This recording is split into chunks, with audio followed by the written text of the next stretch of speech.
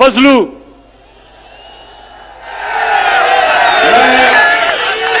मैं इसको कभी मौलाना नहीं कहूंगा, क्योंकि मौलाना, हम अदब से मौलाना को कहते हैं। मौलाना पढ़े लिखे दीनी लोग होते हैं, हम उनकी इज्जत करते हैं। लेकिन जो डीजल के परमिट को बेच के पैसे बनाता है,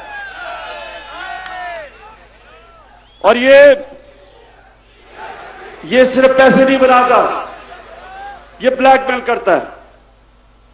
मदरसे के बच्चों को ले आया, इस्लामाबाद में धरना दिया।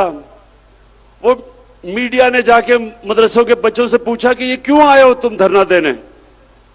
उन्होंने कहा जी इसलिए कि इमरान खान यहूदी एजेंट है। उन्होंने कहा कि ये यहूदियों का या साजिश कर रहा है पाकिस्तान में। मौलाना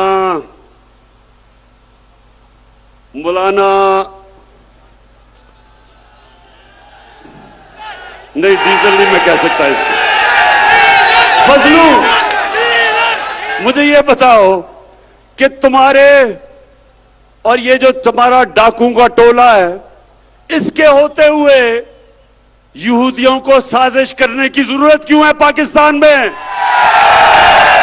पिछले 10 सालों में 4 गुना, 2008 से 18 तक 4 गुना पाकिस्तान का कर्जा बढ़ा है। 4 गुना, 6,000 अरब रुपए से 2008 में, 60 साल में पाकिस्तान का कर्जा 6,000 अरब था। इन्होंने 10 सालों में पहुंचा दिया 30,000 अरब। तो मैं इनसे पूछता हूं कि जब आपने मुल्क को मकरूज कर दिया, जो भी हम टैक्स में इकट्ठा करते हैं आधा चला जाता है आपके लिए हुए कर्जों की किस्तों पे। तो जब आपने मुल्क को मकरूज कर दिया तो यहूदियों को साजिश करने की जरूरत क्या है? आप ही काफी हैं। फजलू, मैं आपसे, आपकी और मेरी उम्र एक ही है। हमारी उम्र में हमें सोचना चाहिए कि ऊपर वाला कभी भी बुलावा दे दे। हमें अपनी आखिरत की फिक्र करनी चाहिए। और आपका तो थोड़ा वजन भी ज्यादा है, इसलिए आपको अब सोचना चाहिए अपनी आखिरत का। यानी आप एक दीन के नाम पे पैसे बनाते हुए आपको कोई खौफ खुदा नहीं है। कुछ तो सोचें कि आप जो मदरसे के बच्चे, और मैं ये समझता हूं कि ये हमारा बहुत बड़ा एहसास है, हमारे मदरसे के बच्चे, लेकिन इनको आप इस्तेमाल करें अपनी सियासत चमकाने के लिए और ब्लैकमेल करने के लिए। जो मैंने कुरान पढ़ी है और जो मेरा दीन का जितना भी इल्म है, अल्लाह ने आपको माफ नहीं करना। दूसरा है शहबाज शरीफ। अब ये शहबाज शरीफ कौन है? अगर आपने शहबाज शरीफ का पता चलवाना है तो कहीं से मकसूद चपरासी को पकड़ के ले आए। वो बेचारा मकसूद चपरासी, एक दिन उसे पता चला कि उसके बैंक के अंदर 375 करोड़ रुपया आ गया। ये इसी तरह ही था कि हुदैबा पेपर मिल में लंदन में काजी फैमिली बैठी थी आज से 20-25 साल पहले, क्योंकि इन्होंने तो पुरानी चोरी शुरू की हुई है ना। तो उनको पता चला कि उनके बैंकों में लाखों पाउंड आ गए। वो बेचारे हैरान, किधर से आए हैं? पता चला यहां से चोरी का पैसा पहले उधर भेजा और उधर से रेमिटेंस दिखा के पैसा पाकिस्तान ले आए। तो शहबाज शरीफ, अच्छा अब इसका मैं आपको एक बताऊं, इन दोनों ने ये हर कोई मैच खेलता है ना, तो इन्होंने एक मैच की एक टेक्निक निकाली हुई है। वो भगौड़ा जो उधर बैठा है, वो और उसकी बेटी, वो फौज को बुरा भला कहते हैं, और शहबाज शरीफ जो भी उसको बूट नजर आता है पॉलिश करना शुरू कर देता है। लेकिन शहबाज शरीफ, ये वो जमाना बदल गया है।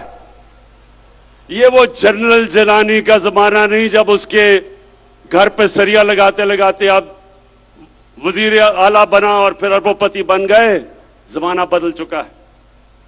आपको शहबाज शरीफ जो मर्जी आप कर लें, आपको जवाब देना पड़ेगा कि 16 अरब 1600 करोड़ रुपया आपके नौकरों के अकाउंट में कैसे आया। सबसे पहले मुजरिम नंबर 1 नवाज शरीफ झूठ बोल के सुप्रीम कोर्ट ने उसको सजा दी। बॉलीवुड की एक्टिंग की, रो धो के कि जी मैं तबाह हो गया, मरने वाला हूं, मिन्नतें करके बाहर चला गया।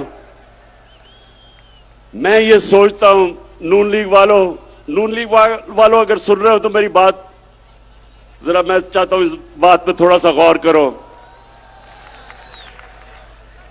कि कभी गीदड़ भी लीडर बन सकता है।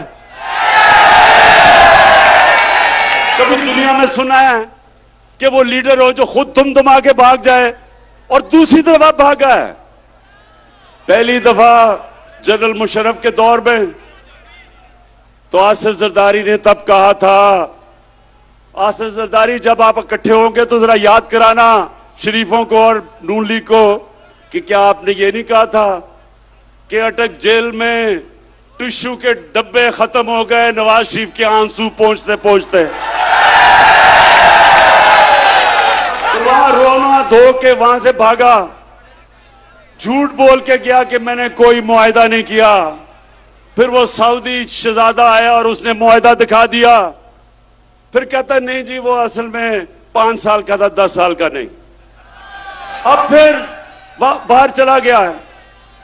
अब नून लीग, मैं जरा अपनी, क्योंकि नून लीग में बड़े अच्छे अच्छे लोग भी हैं, तो मैं जरा नून लीग वालों से ये भी पूछना चाहता हूं, अपने जरा बच्चों को कहें जरा गूगल करें अपने मोबाइल पे, कोई इसकी दुनिया में मिसाल मिलती है कि एक मुल्क का 3 दफा वजीर आजम, उसके 2 बच्चे बाहर गए, अरबों रुपए के महलों में रह रहे हैं, वो खुद अरबों रुपए के महल में रहता है। और जब बच्चों से पूछते हैं कि जी ये पैसा किधर से आया, कहते जी हम तो पाकिस्तानी शहरी नहीं हैं, हम जवाबदेही नहीं हैं।